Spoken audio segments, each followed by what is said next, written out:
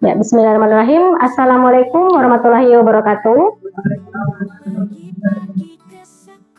Terima kasih kepada Bapak Ibu yang hari ini sudah berkenan hadir di dalam kegiatan observasi kepala sekolah yang hari ini saya akan memandu perencanaan pembelajaran SD, terutama untuk di SD Negeri 16 Manggar.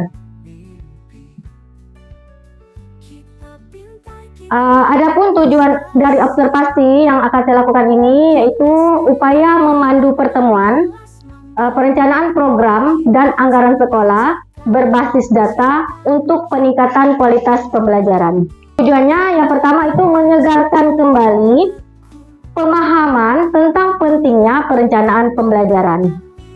Yang kedua, memberikan panduan atau langkah demi langkah dalam menyusun perencanaan pembelajaran yang efektif dan berpusat kepada peserta didik. Yang ketiga, mendorong kolaborasi antara guru dalam perencanaan pembelajaran. Jadi di sini saya harapkan nanti semua guru bisa memberikan kontribusi, yaitu seperti masukan atau saran atas apa-apa yang akan kita lakukan nantinya. Yang keempat, nanti kita akan menganalisis raport pendidikan dan anggaran sekolah berbasis data. Dan yang kelima itu penetapan kriteria dan mekanisme mentoring. Adapun langkah di kegiatan yang akan kita lakukan ini ada 3 langkah. Yang pertama itu kita nanti akan diskusi dengan fokus pada pencapaian tujuan yang ditetapkan secara efektif dan efisien. Yang kedua, menggunakan hasil analisis data sebagai dasar pengambilan keputusan terkait dengan rencana pembelajaran. Yang ketiga, penetapan kriteria dan mekanisme mentoring pelaksanaan pembelajaran untuk sepanjang semester.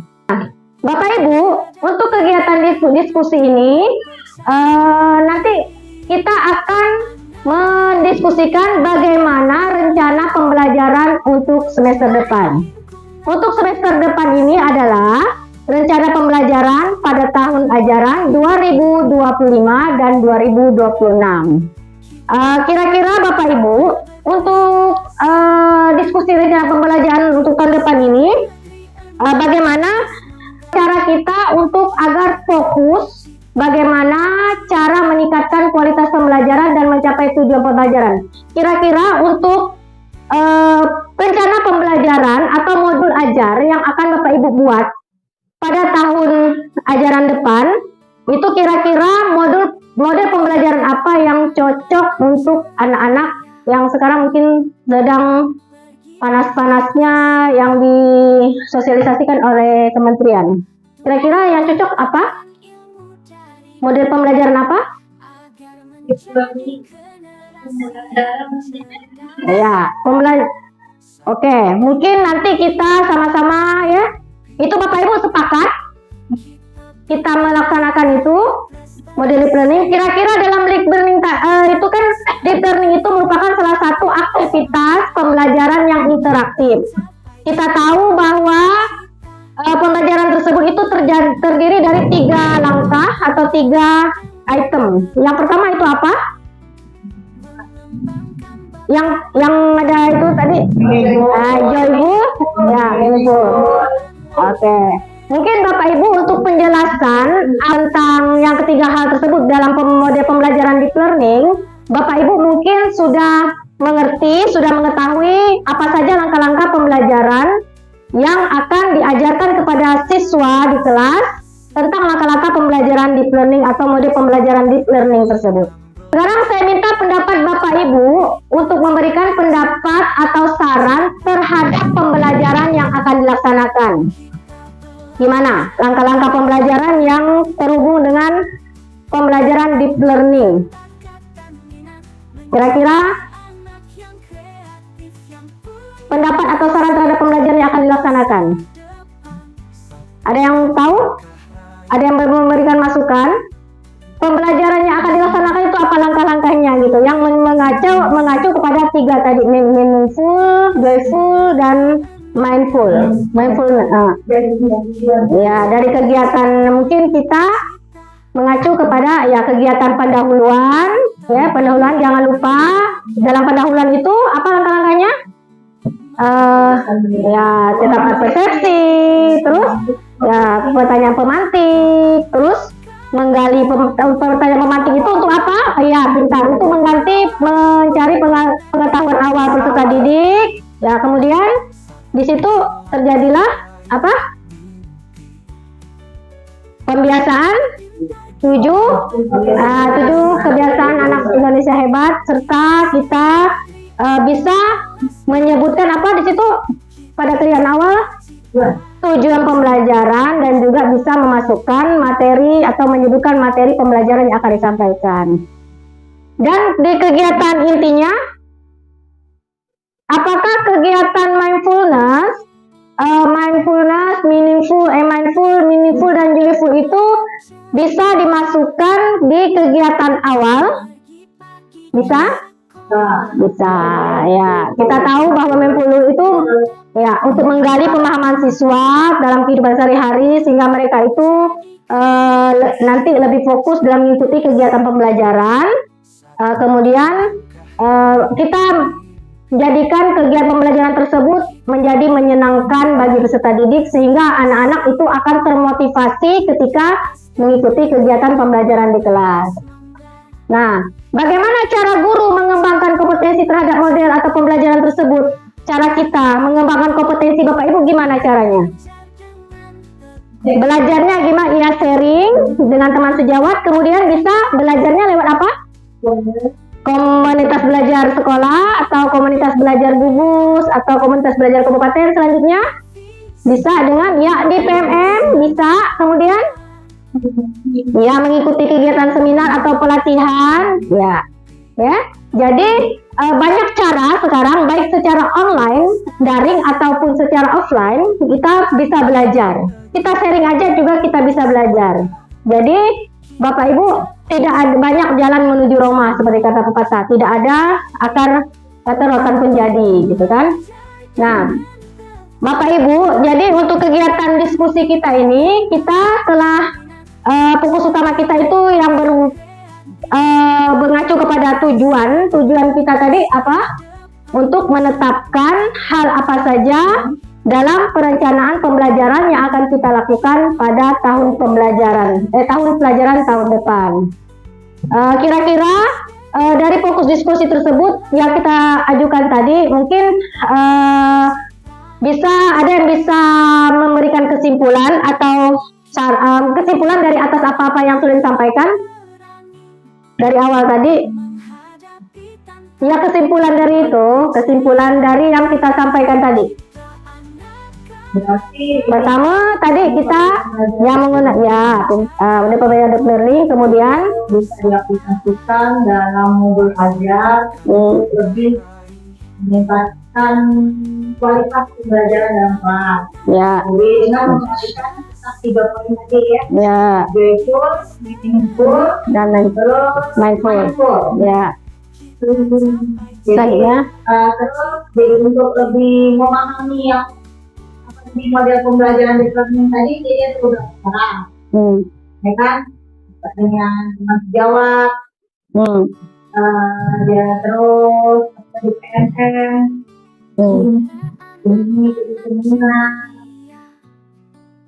Ya. Jadi fokus kita pada hari ini adalah learning tadi. Ya mungkin terima kasih kepada Bu Desi atas telah mengajukan ringkasan atau kesimpulan dari kegiatan kita. Jadi Bapak Ibu, jadi saya selaku kepala sekolah di sini untuk tindak lanjutnya, saya harapkan nanti Bu Desi selaku ketua komunitas belajar di SD Negeri 16 Manggar ini bisa mengajak teman-temannya ini kita saling berkolaborasi atau belajar bersama agar nanti hal-hal apa yang kita harapkan dari tujuan tersebut itu bisa tercapai. Ya, mungkin kita akan bertemu lagi untuk minggu depan untuk menyusun draft atau rancangan kegiatan pada fokus komunitas belajar di sekolah. Karena sekarang ini minimal untuk komunitas belajar itu harus dilakukan seminggu 2 kali, Bu Desi. Seminggu 2 kali, dan itu harus ada laporannya, gitu ya. Jadi semangat kita untuk mencerdaskan anak bangsa. Oke. Nah selanjutnya Nah, Bapak Ibu, ini merupakan hasil analisis rapor pendidikan tahun 2025, maaf. Ini merupakan poster rapor pendidikan sekolah. Mungkin kelihatan ya? Mungkin kelihatan. Saya buka rapor pendidikannya. Nah, jadi mungkin semua guru ini sudah pernah membuka atau melihat apa hasil rapor pendidikan kita. Nih, di kemampuan literasi kita itu sudah baik, tetapi turun dari 2024 1,0 ya persen. Kemudian numerasinya sedang, turun dari tahun 2024. Karakternya baik, naik dari tahun 2024.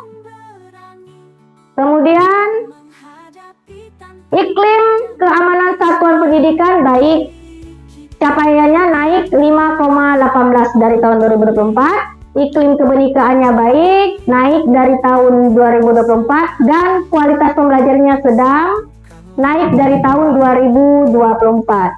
Jadi dari kesimpulan ini bahwa kita itu ada dua item yang turun. Ada dua kategori yang turun, yaitu kemampuan literasi dan kemampuan numerasi. Nah, untuk Bapak Ibu ketahui, ada pun langkah-langkah untuk kita menganalisis dari rapor pendidikan, itu ada 3 langkah. Kita itu pertama-tama harus mengidentifikasi atau mengumpulkan makna data tadi. Mengidentifikasi itu dari data-data tadi, yang 6 tadi. Nah, mana yang turun, mana yang naik gitu ya. Kemudian refleksi, jadi kita harus menetapkan perbaikan prioritas layanan di satuan pendidikan. Mana yang kira-kira yang prioritas? Kita lihat tadi bahwa yang prioritas itu ada 2, literasi dan numerasi. Oke. Yang ketiga itu kita membenahi. Jadi kita rencanakan upaya perbaikannya gimana? Ya. Nah, ini di rapor pendidikan itu ada panduan PBD-nya, perencanaan berbasis data, laporannya. Ini dilihat lapornya apa saja. Ini lengkap Bapak Ibu, bisa diunduh dan bisa dilihat di rapor pendidikan masing-masing menggunakan akun belajar ID masing-masing.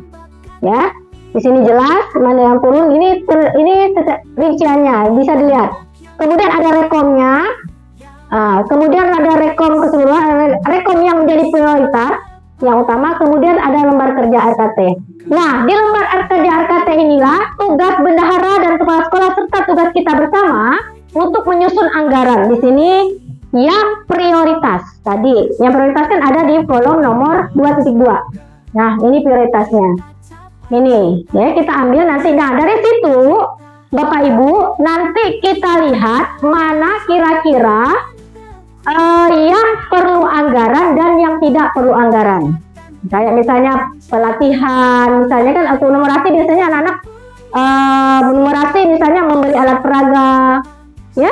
Kemudian apalagi numerasi misalnya peningkatan untuk buku bacaan bermutu, misalnya untuk pengadaan buku berbacaan bermutu dan lain-lain yang ada hubungannya dengan literasi. Juga numerasi itu mungkin juga pasti kita perlu dana atau tadi untuk pengembangan kompetensi kan. Ada pelatihan kemarin kita yang untuk deep learning yang di mana itu di auditorium kemarin itu kan mungkin ada yang pos-posnya yang dibantu dari sekolah dan ada yang tidak gitu. Karena Bapak Ibu ketahui bahwa kita ini yang sudah tersertifikasi itu 20% dari sertifikasi yang kita dapatkan itu untuk pengembangan kompetensi kita. Disitulah kita pelatihan, ya, untuk kegiatan pelatihan, untuk kita membeli laptop gitu, ya, disitulah. Jadi 20%-nya disisihkan untuk kita pengembangan kompetensi. Jadi tidak ada alasan guru, apalagi yang sudah sertifikasi, tidak punya laptop, ya, tidak ada buku-buku, karena semuanya bisa di akomodir dengan menggunakan, baik kita itu belajarnya secara online walaupun tidak beli langsung gitu kan, dapat belajarnya lewat secara online. Di PMM itu insya Allah nanti masih akan dilengkapi fitur-fitur yang akan membantu meringankan tugas kita sebagai guru atau pendidik. Nah, di sini ya. Jadi untuk diketahui ini ada. Nah, misalnya ini ada kegiatan peningkatan kompetensi guru di PMM. Contohnya diskusi mingguan guru terkait terkait modul literasi. Contohnya peningkatan kompetensi guru mata kelas atau mata pelajaran. Misalnya kita perlu mengundang honor narasumber kita SD Negeri 16 Manggar perlu mengundang narasumber dari luar. Nah itu kan kita perlu dana itu nanti akan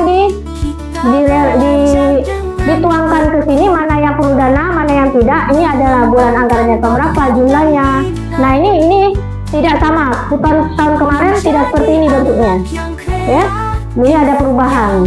Nah jadi nanti ini ada tugas kita bersama sebenarnya ya, untuk karena nanti di laporan bos itu perlu dilampirkan nih bagi yang tahun kemarin ini.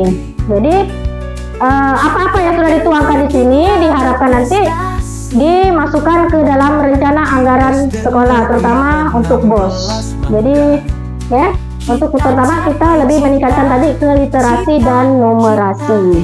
Jadi nanti hal-hal ini kita akan menganalisis sama-sama dan kita bisa memastikan relevansi serta keakuratannya.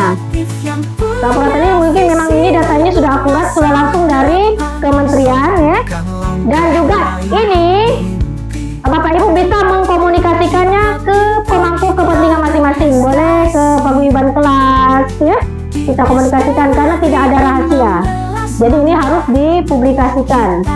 Terus selanjutnya kita itu baru nanti bersama-sama kita mengevaluasi ya dan menyesuaikan dari data tersebut ini dengan dana yang tersedia. Jadi kita susun tadi seperti yang saya sampaikan bahwa kita akan menyusun anggaran ini melewati dana BOS, terutama dana BOS APBN ya Bapak Ibu ya. Untuk pembiayaan berkenaan dengan anggaran APBN ya itu Bu Bapak Ibu untuk yang langkah yang kedua. Sekarang untuk langkah yang ketiga, nah penetapan kriteria dan mekanisme mentoring. Nah, kira-kira Bapak Ibu,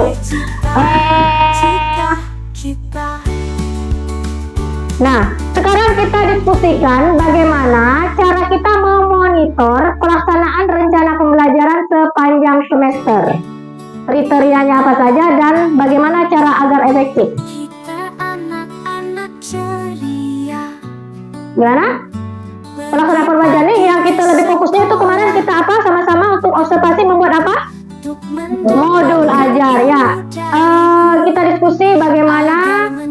Jadi di sini nanti bisa saya selaku kepala sekolah yang bisa menjadi mentornya atau kita bisa mengundang narasumber lain yang berkompeten di bidang untuk rencana pembelajaran. Apalagi Bapak Ibu mungkin di sini kita masih sama-sama belajar untuk menerapkan RPP yang di dalamnya itu masuk model pembelajaran deep learning ya. Karena mungkin masih ada itu ya, tapi kita sama-sama belajar. Nah Bapak Ibu, selain RPP, kira-kira apakah saja kriterianya untuk kita memonitor pelaksanaan pembelajaran itu kriterianya apa? Ya, maksudnya terlaksananya modul ajar, kemudian apa? Penilaiannya dan asesmennya, terus apa lagi? Yang itu yang ada hubungannya dengan itu modul ajar. Ya, RPPD, AGI, maksudnya terusnya untuk sarana dan prasarananya, Bapak Ibu perlu apa?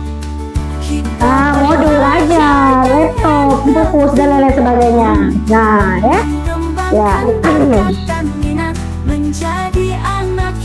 Jadi,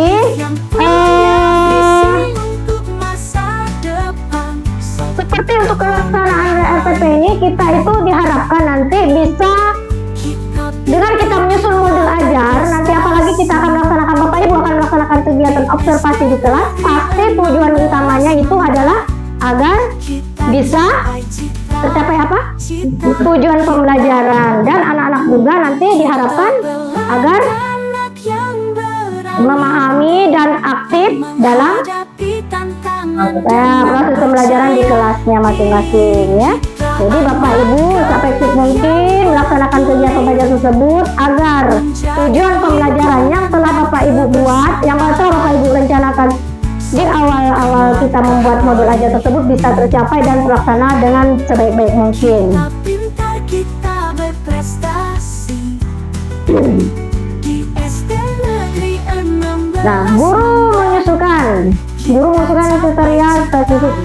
Oke, mekanisme mentoring cara mengumpulkan data. Tadi sudah disebutkan siapa tadi cara mengumpulkan data? Guru ini tadi. Oke. Apa lagi? Observasi, lembar-lembar observasi, terus ya menggunakan bisa dengan itu menggunakan Google Form dan lain sebagainya. Banyak caranya Bapak Ibu ya, atau bisa kita secara lisan dengan dengan siswa. Nah, bagaimana cara kita memastikan mekanisme tersebut tepat? Gimana Bapak Ibu caranya? Kita pasti bahwa cara yang kita lakukan itu tepat.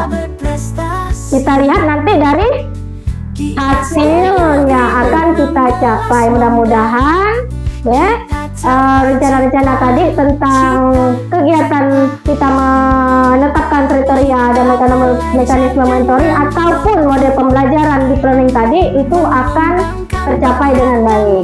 Nah, jangan lupa selain hal tersebut ini sudah tercapai, sudah kita laksanakan, tapi jangan lupa yang terakhir itu kita harus melibatkan berbagai pihak dalam mentoring. Kita bisa melibatkan tadi mentoring yang atau narasumber atau widya suara yang tepat, kemudian kita bisa melibatkan misalnya dari dinas pendidikan, dari mana lagi, atau bisa yang ada di antara kita misalnya, silakan kita terutama untuk kita meminimalisir anggaran agar anggarannya tidak terlalu besar, karena kita tahu batasan anggaran BOS itu banyak di pos mana Bu? Oke. Belanja honorer dan belanja barang dan jasa Bu ya. Nah, jadi untuk kegiatan ini cuma ada beberapa persen Bu. Tahu berapa persen Bu? Nah, ada 10% untuk peningkatan kompetensi gitu kan. Nah, mungkin Bapak Ibu dari 3 langkah itu setelah saya sampaikan, kira-kira dari 3 langkah tersebut itu ada pertanyaan atau ada saran atau masukan untuk kita perbaikan ke depannya. Selain tadi atau saran-saran misalnya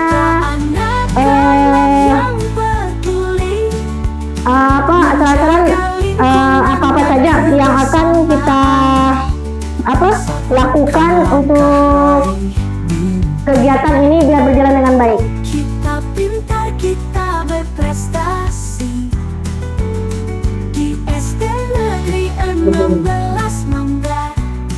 Kita capai cita. Mungkin sudah cukup.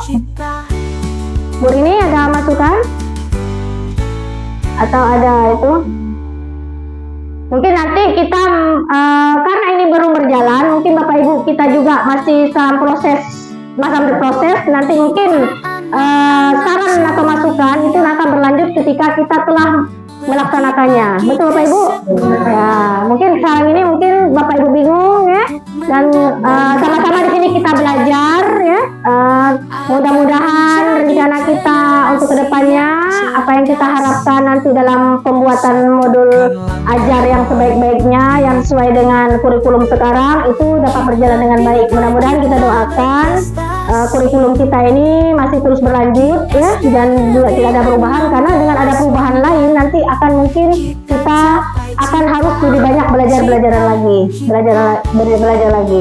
Mungkin Bapak Ibu hanya itu yang saya sampaikan. Terima kasih atas perhatian. Akhir kata saya ucapkan wabillahi taufiq wal hidayah. Assalamualaikum warahmatullahi wabarakatuh.